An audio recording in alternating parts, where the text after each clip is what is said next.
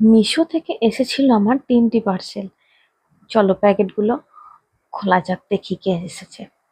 প্রথম বক্সটা আনবক্সিং করি। অনেকগুলো জিনিস অর্ডার করেছিলাম, তাই বুঝতে পারছি না কি এসেছে। ও, প্রথম বক্সটা খুলে দেখছি যে আমি কিছু হাতা খুন্তির একটা সেট অর্ডার করেছিলাম, সেটাই এসেছে। আচ্ছা, ডান্ডিটা ছিল কাঠের আর সামনের দিকটা ছিল সিলিকনের।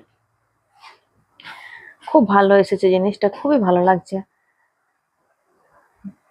ভীষণই ভালো। জানি না ব্যবহার করতে করতে এগুলো হলুদের দাগ পড়ছে না, কিন্তু আপাতত খুব ভালো লাগছে। আর ডান্ডিটা খুব সুন্দর, দাগটা খুবই সুন্দর। বন্ধুরা কীরকম হয়েছে দাম জানতে চাইলে কমেন্ট জানিয়ে দেবো অবশ্যই। Please like and share.